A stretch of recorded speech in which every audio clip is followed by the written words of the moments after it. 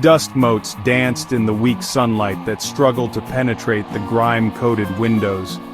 The air hung thick and heavy, saturated with the scent of aged wood and forgotten things. The antique shop was a labyrinth of towering shelves, each crammed with dusty relics from a bygone era. Lila, her eyes bright with curiosity, navigated the narrow aisles, her fingers trailing over tarnished silver and chipped porcelain. Then she saw it. Tucked away in a dimly lit corner stood a mannequin. Its porcelain face was eerily lifelike, its glass eyes reflecting the faint light with an unsettling intensity. Lila felt an inexplicable pull towards it. The mannequin was different from the others, its presence strangely compelling. Its painted lips seemed to curve into a subtle, knowing smile. Its eyes, a startling blue, held Lila's gaze with an unnerving intensity. A shiver ran down her spine, a prickle of unease, but she dismissed it as the chill of the old building. Lila knew she had to have it.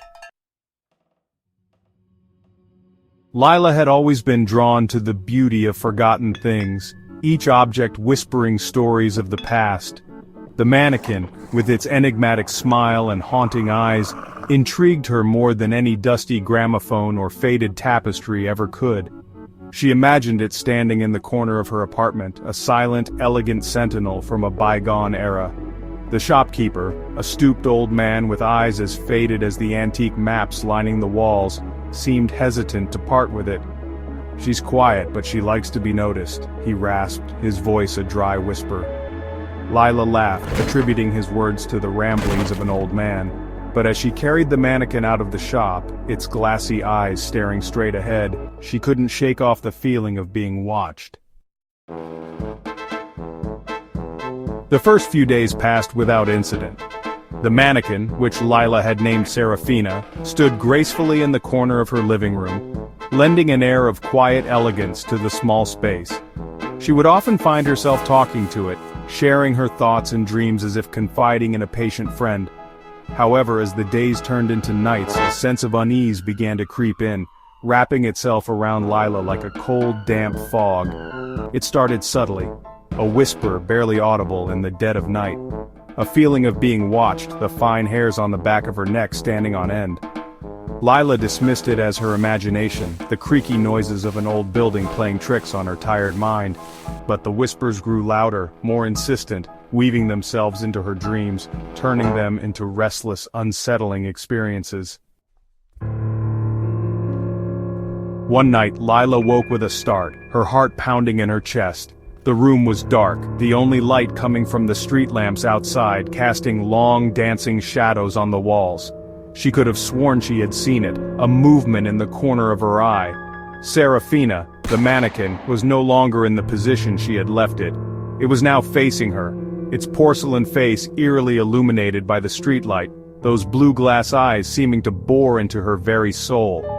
Fear, cold and clammy, gripped her. She told herself it was just the shadows, her sleep-addled mind playing tricks on her. But deep down, a terrifying thought took root. The mannequin, Serafina, was not what it seemed. The whispers, the feeling of being watched, the shifting shadows, they all pointed to something sinister, something beyond her understanding. The whispers intensified, becoming a constant murmur that seemed to emanate from the very walls of her apartment. The temperature dropped, a bone-chilling cold that even the warmest blanket couldn't dispel. Lila's once beloved apartment had transformed into a prison, every corner holding the potential for terror. She tried to rationalize the events, attributing them to stress, lack of sleep, anything but the truth that was becoming increasingly difficult to ignore. But the evidence was right there, staring back at her with those cold blue eyes. Serafina's presence was suffocating, her silence more menacing than any scream. Lila felt a constant gnawing fear, a terror that clung to her like a second skin. Sleep offered no escape, her dreams plagued by whispers and the unnerving image of Serafina's face, the painted smile now appearing cruel, mocking. Desperate for a solution, Lila decided to get rid of the mannequin. She just couldn't bear its presence a moment longer. So, she contacted an auction house, hoping to pass it on to someone who wouldn't be bothered by its unsettling aura. The auction was quick, the gavel falling with a resounding thud that echoed Lila's hope for freedom. She returned home, the apartment feeling lighter, the air itself easier to breathe. But as she stepped into her living room, her blood ran cold. Standing in the corner as if it had never left was Serafina. The same porcelain face, the same unsettling smile, the same piercing blue eyes that seemed to follow her every move. The mannequin was back. Lila's carefully constructed wall of denial crumbled. Fear gave way to a chilling certainty. Serafina was not just a mannequin, it was something else, something ancient and malevolent, and it had attached itself to her.